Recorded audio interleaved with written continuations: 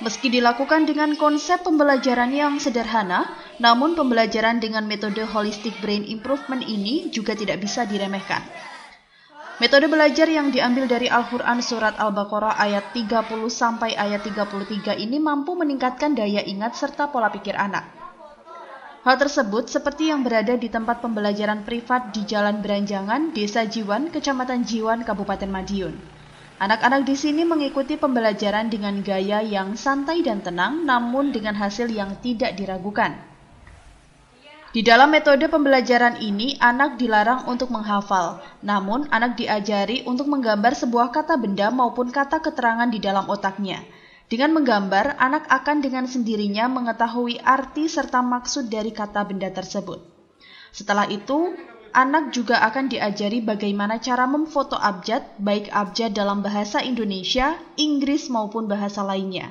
Dan bahkan dengan metode ini, anak bisa hafal Al-Quran, cara menuliskannya, dan tahu artinya hanya dalam jangka 20 hari. Teknik dengan metode ini diawali dengan melatih daya otak anak menggunakan kentongan di dalam ruangan yang gelap.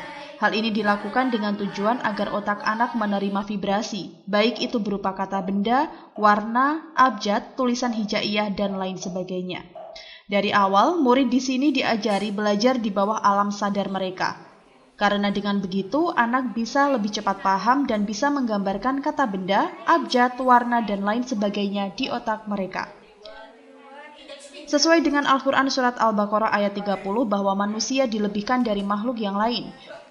Jadi, dengan metode pembelajaran Holistic Brain Improvement ini, anak didik bisa tahu berbagai jenis warna, bisa menulis abjad dalam berbagai bahasa, dan bahkan bisa membaca suatu tulisan tanpa melihat tulisannya.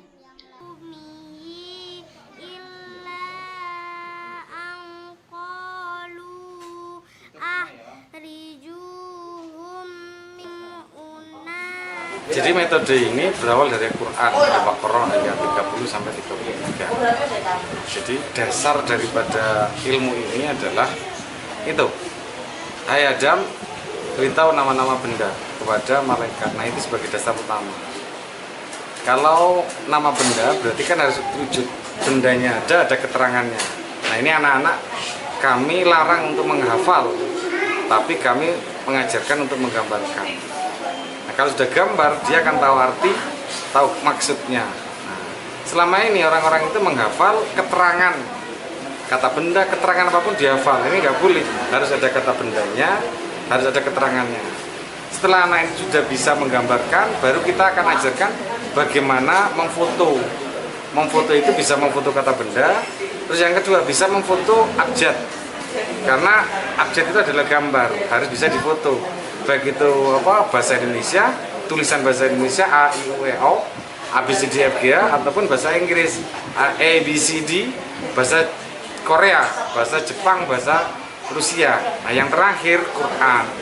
Quran sebagai penutup. Mereka harus bisa memindahkan Quran ke otak. Setelah mereka bisa memindahkan Quran ke otak, kita uji. Kalau sudah bisa berpindah ke otak, anak harus bisa menulis Al-Fatihah dengan benar, dengan artinya. Terus bahasa Inggris dengan benar, dengan artinya, dengan tulisannya. Sehingga anak akan bisa memaknai. Akhirnya memaknai di situ kami ajarkan namanya brain scanning. Tadi foto reading, memfoto, yaitu brain scanning, mengartikan apa yang difoto. Pada saat sudah bisa mengartikan apa yang difoto, dia akan menggunakan hati dalam bergerak. Karena kan data itu dimasukkan dalam akal, dia akan menggerakkan hati untuk berbuat.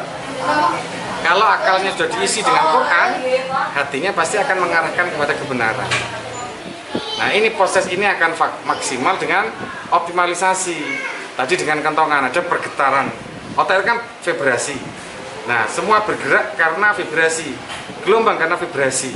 Kita latih anak itu dengan kentongan untuk bisa menerima gambar, menerima gambar, baik itu kata benda, baik itu warna, baik itu abjad ataupun tulisan hijaiyah. Setelah mereka bisa merekam di otaknya, itu kan berulang-ulang. Kita mau ngomong kopi berulang-ulang itu. Kita ngomong makan berulang-ulang. Pada saat itu sudah vibrasinya sudah pada formnya, pada titik tertentu, dia akan terulang-ulang terus dan akan melekat. Nah, seorang penghafal Quran, seorang penghafal bahasa Inggris, apapun, menunggu potensi alam bawah sadar. Karena alam bawah sadar yang tidak akan pernah lupa. Nah, anak kami ajari mulai awal belajarnya dengan alam bawah sadar. Nah, Quran tadi mengajarkan alam bawah sadar. Apa itu? Menggambarkan. Itu adalah alam bawah sadar. Imajinasi. Nah, ini sekarang di sekolah-sekolah tidak pernah mengajarkan imajinasi, tidak pernah belajar dengan alam bawah sadar. Mereka dengan alam alfa atau delta. Concern. Nah, alam bawah sadar itu menerima, tidak bisa menolak.